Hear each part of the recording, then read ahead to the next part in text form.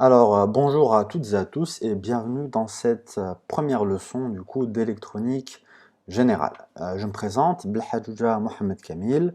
Je vais vous accompagner durant quelques cours dans ces notions de diode et de transistor que nous allons aborder étape par étape. Alors, on va commencer par la première notion qui concerne l'étude des diodes. Le symbole de la diode dans un circuit électrique, c'est celui-ci. D'accord? Donc, vous avez ici un triangle. Vous avez une barre et le côté de la barre, on appelle ça la cathode, de symbole K. Le côté du triangle, on appelle ça l'anode, de symbole A. Ok. Alors, afin de comprendre comment fonctionne la diode, nous allons faire une expérience. Alors, l'expérience, la première partie de celle-ci, on appelle ça la polarisation directe de la diode. Alors, donc vous voyez ici, j'ai une résistance de 500 ohms. Ici, j'ai une source de tension, ok, une source de tension qui est variable, V, qui va de 0 à 10 volts. Et j'ai ma diode avec l'anode et la cathode. Ok. C'est une diode que j'ai supposée être en silicium. Et on va voir ce qui va se passer. Alors là, qu'est-ce qu'on nous dit? Branchons un voltmètre en parallèle avec la diode. D'accord. Donc on va brancher un voltmètre en parallèle avec la diode, de sorte à calculer la tension VD qui est égale à VA moins VK. Donc la tension que va calculer le voltmètre ici, je vais brancher de telle sorte qu'il me calcule le potentiel de A moins le potentiel de K. Et j'ai appelé ça VD. Okay. On va également brancher un ampèremètre en série avec la diode, afin de calculer le courant du circuit. Alors, vous savez très bien que le courant, évidemment, il peut être positif comme il peut être négatif. D'accord? Ça dépend du sens dans lequel on le prend. Ici, on va dire que le courant du circuit est positif si son sens est de A vers K. D'accord? Donc, si le courant il va de A vers K, on dira qu'il est positif. S'il va de K vers A, on dira qu'il est négatif. D'accord? C'est notre convention, justement. Alors, V est pris, donc V que je calcule ici, va être pris comme étant Vs moins Vk. D'accord? Donc c'est le potentiel au point S moins le potentiel au point K. Donc ça c'est V. Très bien.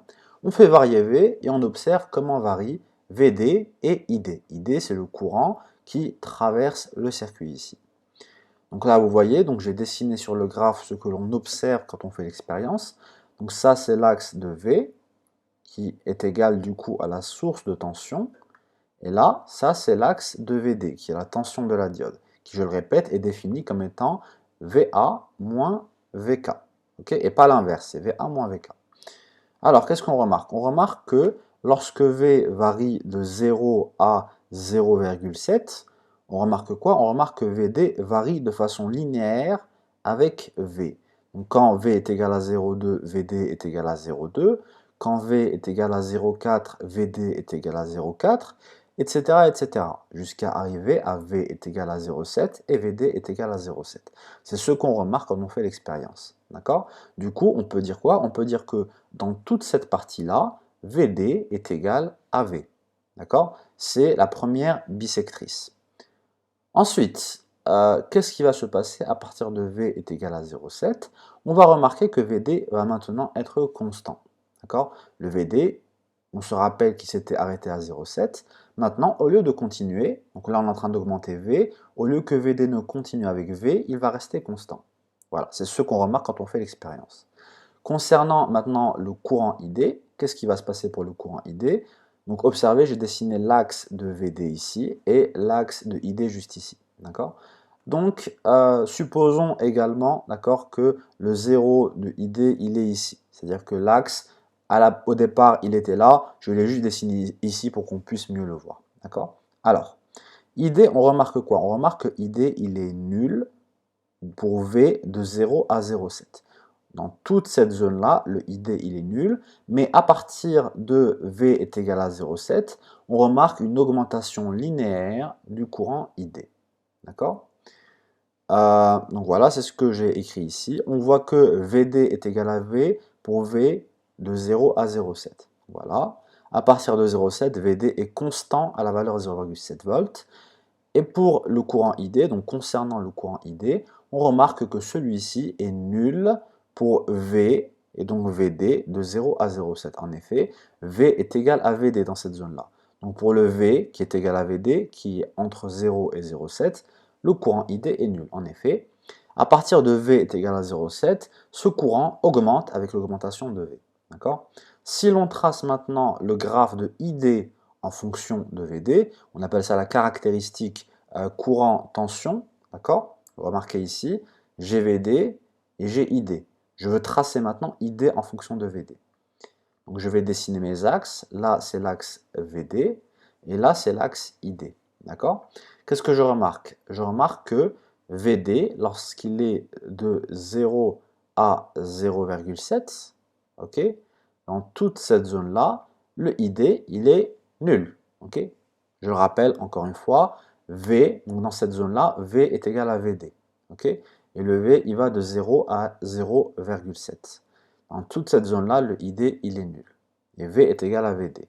Donc, on remarque quoi? On remarque que quand VD est de 0 à 0,7, le ID est égal à 0. C'est pour ça qu'on a 0 ici. D'accord? Maintenant, une fois que VD est égal du coup à 0,7 volts, il va rester constant. D'accord? Ça veut dire que VD va rester à la valeur de 0,7 volts. On va remarquer que le ID va croître ici.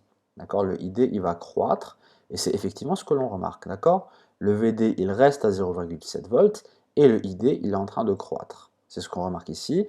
ID augmente avec l'augmentation de V. Donc je rappelle, là, si le ID il augmente, c'est parce que j'augmentais le V. D'accord? Et le VD, il restait constant malgré l'augmentation de V. Donc ça, ce sont des observations que l'on fait si on fait cette expérience de polarisation directe. Ok? Alors, on obtient du coup ce graphe-là avec cette valeur-là où le ID s'arrête. D'accord? Donc le ID ne part pas à l'infini évidemment, il s'arrête à une valeur ici. Cette valeur-là, quand on fait le calcul, on voit qu'elle est égale à V moins 0,7 sur 500. Je rappelle que 500, c'était égal à la résistance. D'accord? Bon. Alors, nous appelons ce graphe-là, la caractéristique courant-tension de la diode en polarisation directe. Ok? Ça, c'est le circuit d'une diode en polarisation directe. On voit qu'à partir du moment où la diode, la tension de la diode VD est égale à 0,7 volts, à partir de ce moment-là, le courant commence à passer dans le circuit. D'accord? Ça, c'est le courant du coup qui passe par la diode et du coup par le circuit. Et c'est un courant qui, on le remarque ici, est positif. D'accord? Et je rappelle, le courant positif, c'est celui qui va de A vers K. Donc c'est un courant comme ceci qui traverse le circuit. D'accord? Et le VD, le V de la diode, qui est VA moins VK, est égal à 0,7 volts. Ok, donc ça c'était pour la polarisation directe, pour l'expérience. Maintenant, on va essayer de faire une représentation de cette polarisation directe en termes de circuit équivalent. D'accord? Alors, on va commencer par représenter cette zone-là où le VD est égal à 0. D'accord? Cette zone ici. On va essayer de la représenter. Qu'est-ce qu'on a? On sait que la diode, sa DDP, sa différence de potentiel, est égale à 0. D'accord? Et on sait également que le courant, le potentiel de la diode, la DDP de la diode est égal au potentiel du générateur ici. Mais le courant de la diode, qui est également le courant du circuit, le courant est égal à 0. D'accord? Alors, comment je vais faire ça? Puisque le courant est égal à 0, je vais remplacer ça par un interrupteur ouvert pour dire que le courant ne passe pas. D'accord? Du coup, ID est égal à 0, mais effectivement, on a une DDP aux bornes de l'interrupteur. D'accord? Si je branche un voltmètre ici aux bornes de l'interrupteur, je vais lire la valeur de la source de tension. D'accord? De 0, donc là, encore une fois, ceci est valable pour V de 0 à 0,7 volts. Ok? Donc diode remplacée par un interrupteur ouvert. Maintenant, pour V de 0,7 volts à 10 volts, donc je rappelle que le V, je vais le varier, alors ce V là, je vais le varier de 0 à 10 volts. Ok? Alors pour V de 0,7 volts maintenant à 10 volts, donc de 0 à 0,7 c'est ça. Maintenant de 0,7 jusqu'à 10 volts, qu'est-ce qu'on a?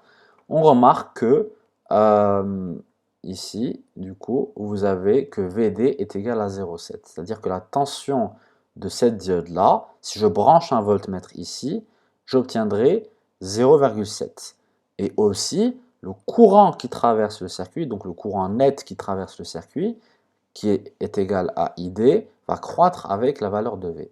Comment je vais représenter ça sous forme de circuit? Eh bien, je vais représenter ça comme ceci. Donc, on garde toujours notre résistance de 500 ohms. Là, j'ai ma source de tension V supérieure ou égale à 0,7 volts. Et là, du coup, je vais remplacer la diode par une source de tension qui vaut 0,7 volts. Et en effet, on remarque qu'à l'aide de ce circuit-là, nous retrouvons également les mêmes caractéristiques que tout à l'heure. C'est-à-dire, la tension ici, elle est toujours égale à 0,7 volts. Pour l'histoire du courant net, d'accord, donc le courant net dans le circuit, qu'est-ce qu'on avait dit tout à l'heure? On avait dit le courant net, ID, c'est égal à V moins 0,7 sur 500. Bon, est-ce que c'est le cas ici? Bon, alors si j'applique la loi des mailles, qu'est-ce que j'ai? J'ai que V, c'est égal à VR plus 0,7 volts. J'ai juste appliqué la loi des mailles. Okay, alors, qu'est-ce qu'on sait également? On sait que le V ici est supérieur ou égal à 0,7 volts. Donc c'est cette source de tension qui va gagner contre celle-ci. Donc c'est elle qui va imposer son courant. Okay, donc le ID, on sait qu'il est dans ce sens. On peut le prendre positif. Du coup, là, le ID, il est positif. Et le VR ici, la tension de cette résistance, est du coup vraiment égale à 500 fois ID. D'accord? Donc là, j'ai quoi? J'ai que V est égal à 500 ID plus 0,7. Du coup, ID est égal à V moins 0,7 divisé par 500. D'accord? Et c'est en effet ce que j'avais retrouvé tout à l'heure ici. Donc ce circuit représente bien notre diode en polarisation directe pour le V de 0,7 à 10 volts. Ok? Bon, ça c'était la polarisation directe de la diode. Il y a un autre mode de polarisation qu'on appelle polarisation inverse de la diode. D'accord? C'est le mode bloqué d'une diode. Alors nous gardons les mêmes voltmètres et ampèremètres et les mêmes conventions de signes que pour la polarisation directe de la diode. Nous allons juste changer le sens de l'alimentation et observer ce qui se passe. Ça veut dire quoi? Ça veut dire que tout à l'heure, l'alimentation, comme vous pouvez le voir, c'était plus, moins, avec le plus du côté de l'anode et le moins du côté de la cathode. Maintenant, on va inverser ça. On va mettre moins plus. Ok? Ça veut dire quoi? Ça veut dire que le moins sera du côté de l'anode et le plus sera du côté de la cathode. Et pour le reste, on garde les mêmes conventions de signes, c'est-à-dire que VD est toujours égal à VA moins VK, que le courant ID est positif s'il va de A vers K, d'accord? Et il est compté négatif s'il va de K vers A, ok? Donc on garde les mêmes conventions de signes. Alors, sauf que cette fois-ci, le V, on va le faire varier de moins 100 volts à 0 volts. D'accord? C'est une tension qui est toujours variable. Alors, on fait varier V et nous observons comment varient VD et ID. Alors, ce qu'on remarque, c'est quoi? C'est que dans cette zone-là, du coup, pour V, je rappelle encore une fois, le V, c'est égal à VS moins VK. D'accord? C'est-à-dire que là, si le plus moins est égal à 100 volts, le moins plus, qui est égal à VS moins VK, est égal à moins 100 volts. C'est pour ça que je suis dans le côté négatif ici. Du coup, si le V est égal à de 0 jusqu'à moins 80 volts, qu'est-ce que j'obtiens? J'obtiens que le VD est également négatif et surtout égal à la valeur de V. Donc ici, le VD, on voit qu'il varie toujours linéairement, d'accord? D'ailleurs, qui est égal à la valeur de V. C'est-à-dire que si V est égal à, donc là c'est l'axe DV, je rappelle, et là l'axe DVD, si V est égal par exemple à moins 50 volts, VD sera égal à moins 50 volts. Ça veut dire quoi sur le circuit? Ça veut dire que si VS moins VK est égal à moins 50 volts, ça veut dire que VA moins VK est égal à moins 50 volts. D'accord? Dans toute cette zone-là, nous avons cela. Ensuite, à partir de V est égal à moins 80 volts, nous avons un changement dans le comportement de la diode. On remarque quoi? On remarque que ici, le VD, une fois arrivé à moins 80, il va maintenant demeurer constant, d'accord? Malgré la variation de V. Donc le V, il va changer tout de même, mais le VD, il va rester constant ici. C'est le même comportement que nous avions observé tout à l'heure lors de la polarisation directe. Sauf que là, c'est dans l'autre sens et nous avons une valeur beaucoup plus grande pour la tension. D'accord? Alors, ça, du coup, c'était pour VD. Ça va continuer jusqu'à, évidemment, la valeur de moins 100 volts, puisqu'on fait varier V de 0 à moins 100 volts. Ensuite, pour le courant ID, qu'est-ce qu'on remarque? On remarque que dans toute cette zone-là, de 0 à moins 80 volts, le ID, il est nul. D'accord?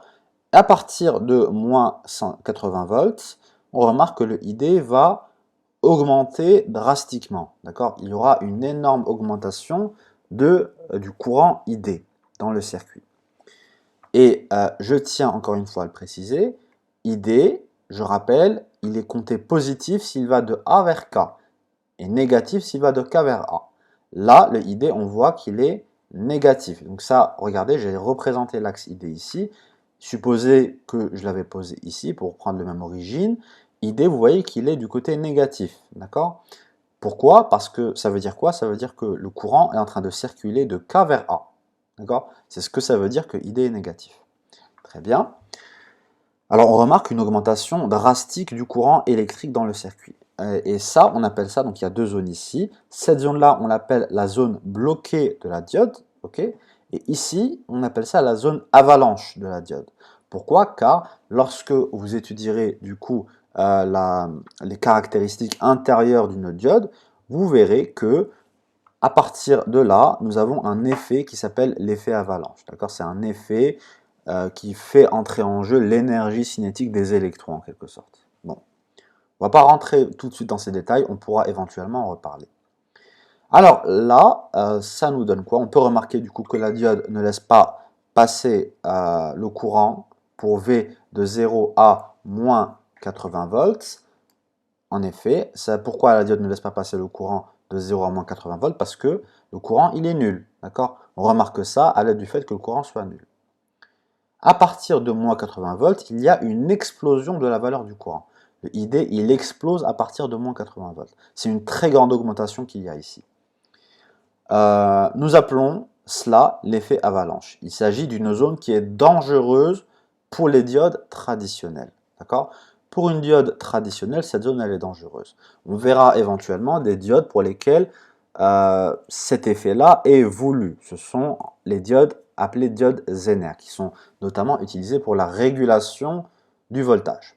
Alors, du coup, qu'est-ce qu'on en déduit? On en déduit de tout ça que VD est égal à V pour V de 0 à moins 80 volts, c'est le cas ici, et on voit que VD se stabilise à partir de moins 80 volts, il est constant.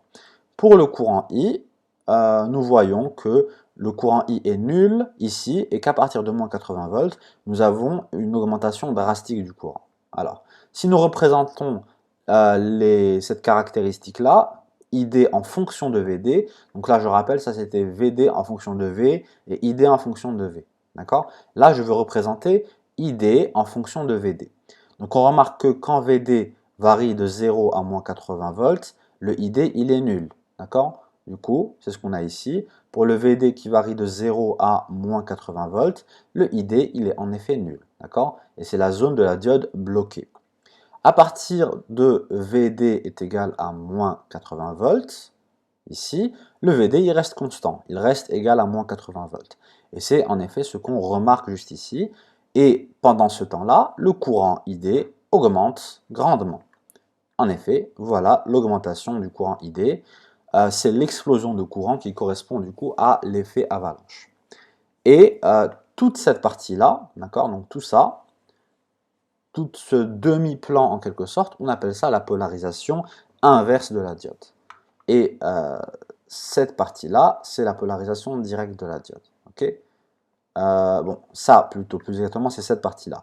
On ne considère pas vraiment tout le demi-plan, je considère surtout ce quart de plan ici, c'est ce qu'on appelle la polarisation inverse de la diode. Alors, il serait intéressant de trouver un circuit équivalent pour cette polarisation inverse. Nous voyons que la diode se comporte de la sorte pour VD de 0 à moins 80 volts. On va trouver un circuit correspondant pour la zone ici, de 0 à moins 80 volts. Qu'est-ce qu'on peut dire? Bon, on sait que le courant est nul. Du coup, on va remplacer ça, on va remplacer la diode par un interrupteur ouvert. Comme ça, il n'y a pas de courant qui circule. On sait aussi que la tension de la diode est égale à la tension du générateur. Et en effet, s'il n'y a pas de courant, alors la tension de la résistance est nulle, et du coup, la tension aux bornes de cet interrupteur va être égale, effectivement, à la tension du générateur. Ok? Alors, remarquez ici que je n'ai représenté que cette zone-là. D'accord? Pourquoi? Car la zone ici d'explosion du courant n'est pas une zone de fonctionnement normal de la diode. On n'a pas envie de mettre la diode dans cette zone-là. D'accord? Du coup, on n'a pas besoin d'un circuit équivalent. Cependant, on a envie d'avoir la diode dans cette zone-là pour certaines applications. D'accord? Notamment, on verra plus tard, quand on fera du coup les redressements, les circuits redresseurs, on verra qu'il est important d'avoir la diode bloquée pendant une certaine période de temps, c'est-à-dire dans cette zone-là. Ok? Alors maintenant, en regroupant la polarisation directe et inverse de la diode, nous obtenons toute la caractéristique, donc la caractéristique globale de la diode, qui est du coup celle-ci. Vous voyez, j'ai juste regroupé les deux polarisations. J'ai le premier graphe, celui-là, qui correspond à la polarisation directe, et j'ai le second graphe qui représente la polarisation inverse de la diode. Et là, évidemment, j'ai toujours ID en fonction de VD. On appelle ça la caractéristique courant-tension de la diode. Très bien. Alors, la prochaine étape, ce serait d'attaquer les circuits redresseurs. Donc, on va voir justement le redresseur mono-alternance, qu'on appelle redresseur demi-onde, et le redresseur double alternance, qui est le redresseur onde totale. Alors, voilà, j'espère que vous avez compris pour cette séance. Tout cela, nous le ferons la prochaine fois. Merci beaucoup. Si vous avez des questions, n'hésitez pas, je me ferai un plaisir de vous répondre par commentaire. Vous trouverez également le PDF de la séance dans la description de la vidéo. Merci beaucoup et à la prochaine fois.